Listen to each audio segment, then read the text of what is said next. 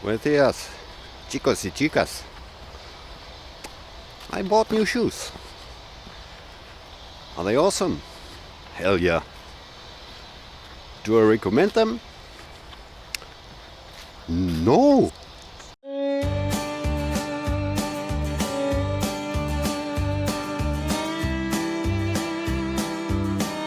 Now about my shoes, I'll tell you a little later. Before that, I tell you something about the history of my Camino shoes. Now, on my first Camino, went to my local outfitter and said, I want to walk the Camino. He said, which one? I said, French way. Okay, what time? I said, May. He said, okay, means all kind of terrain, all kind of weather. I'll show you something. And he showed me several shoes. It took me about 5 hours to finally buy a pair. And they were the Meindl identity German boots. 100% leather, heavy, ugly as hell. But although it was my first Camino, I had no blisters, no bruises, nothing. My feet, when I arrived at Santiago, looked the same as on the very first day. Awesome. Now on the Camino, I met Kay from South Africa, and she was walking in barefoot shoes.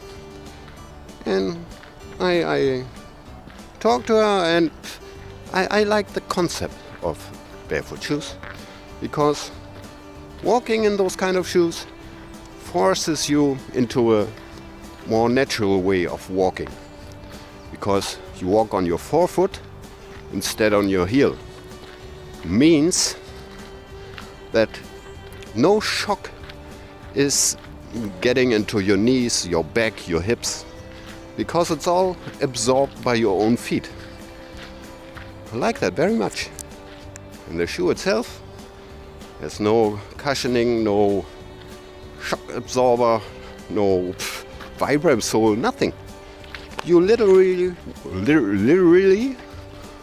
walk on the ground. There's only, let's say, 2 or 3 millimeter sole, kind of a profile, and that's it. Next Camino, I wanted to walk with barefoot shoes. And yeah, let's say it that way. It was an attempt, and I failed. Hard. On the second day, I had a huge blister under my left foot. Huge. And whoever had a huge blister under his foot knows how it must feel like walking on razor blades. It was painful as hell. And my breakfast was in general a cup of coffee, handful of Voltaren. Without that, wasn't able to walk at all. But I had a pair of Plan B shoes with me. The Merrill Moab Ventilator were perfectly fine at home.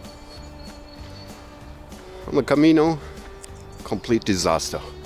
So in my anger, I dumped my barefoot shoes and changed to the Moab shoes, Merrill. And yeah, I don't know. 2 days later, I had blisters all over my foot. Interestingly, only on the left foot. I don't know. Anyway, so I bought new shoes at Viana, means pair number 3 during 1 week, and sent the Merrill Moab Ventilator to hell. It was awesome. So the following Camino, I made again with my old Meindl boots. But at the end, after let's say 2,000 kilometers, they were done. The sole was hard as stone, and yeah, they died. And yeah, following Caminos I made with also mindle boots, but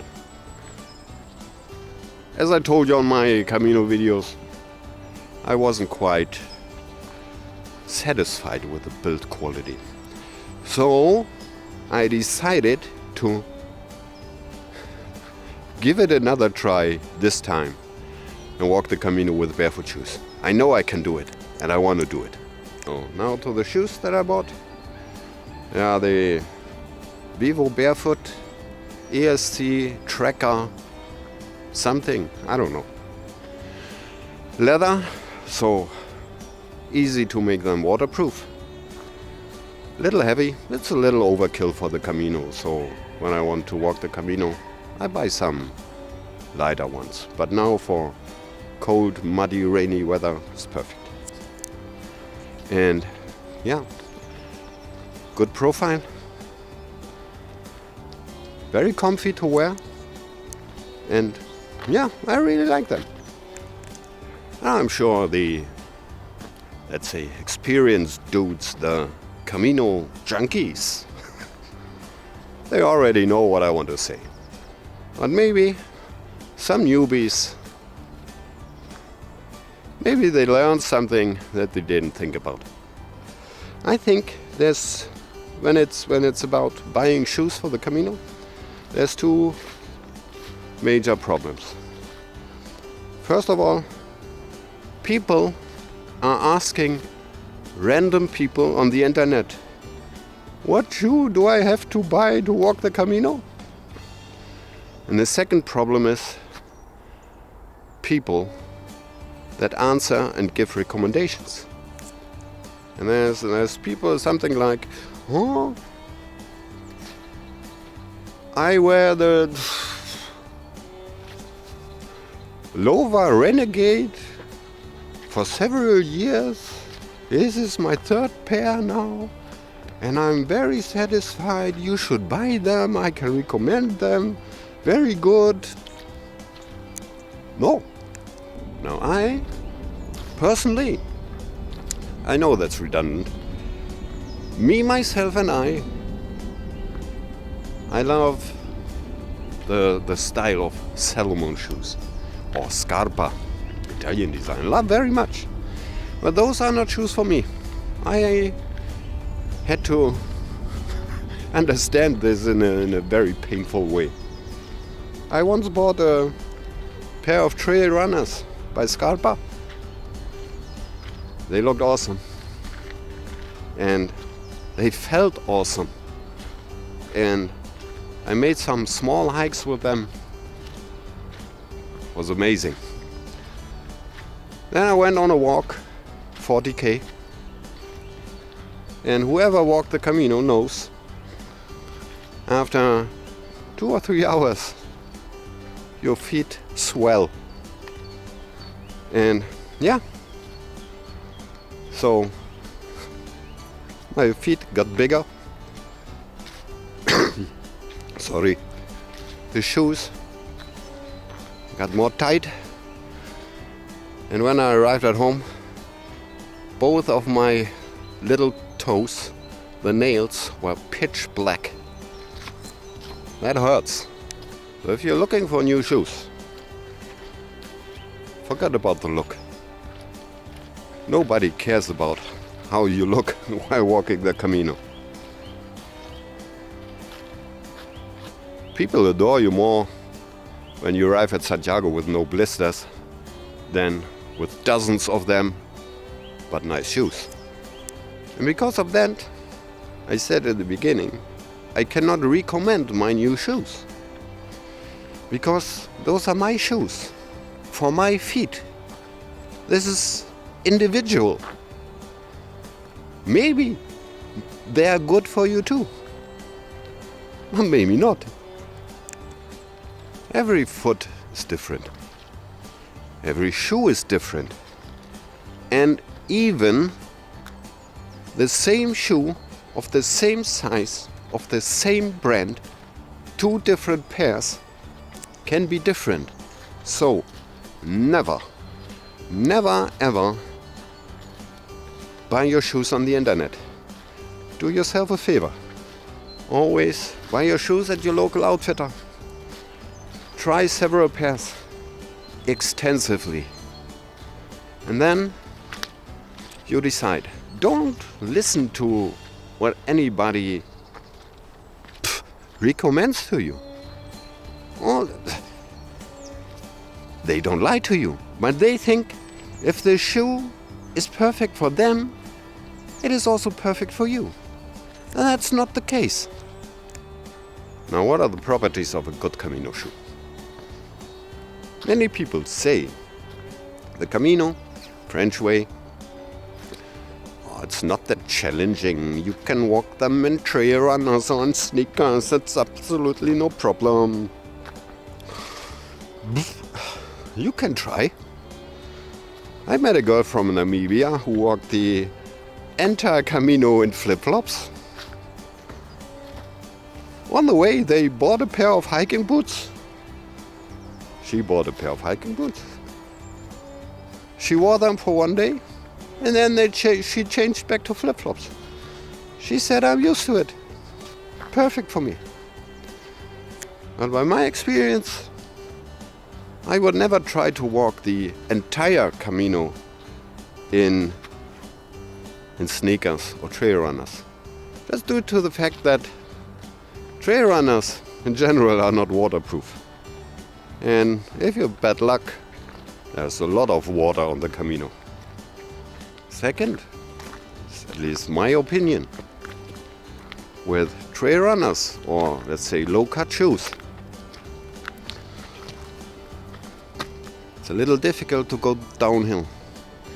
You know, with boots, mid-cut or high-cut, they hold your foot back in the shoe when it's going downhill, so you don't slip into the top of your shoe and your toes don't touch the top of your shoe, because that's one thing you want to avoid.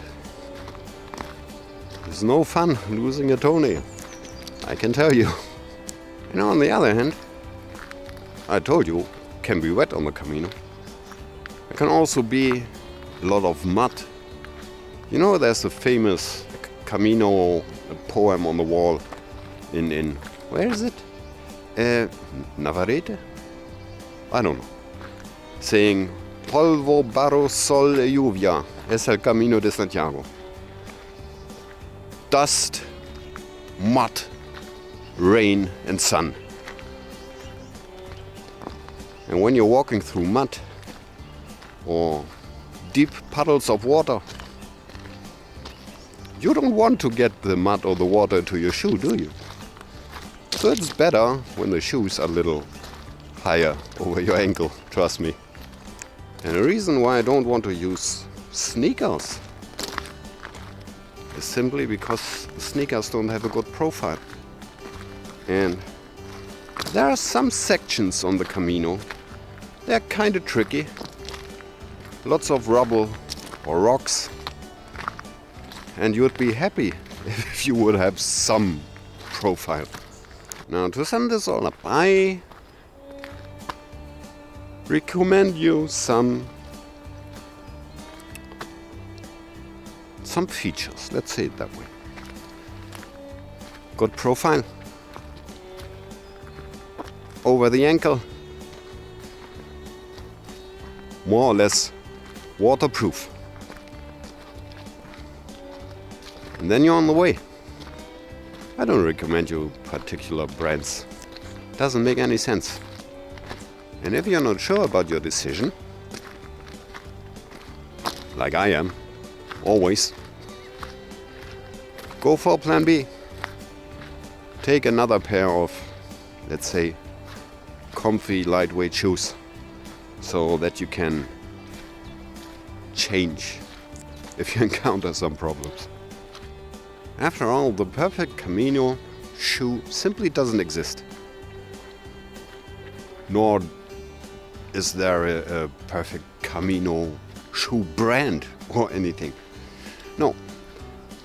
A Camino shoe is perfect when you feel perfect. When you, let's say, I always say, a shoe is perfect if you arrive at the albergue and you look forward to the next morning when you can put them on again. That's a perfect Camino shoe. So anyway, I hope you learned something. Probably not. Fact is, next Camino will be walked in barefoot shoes. But I'll take a plan B with me. And then we'll see. So far, stay safe, stay healthy, stay tuned. Buen Camino.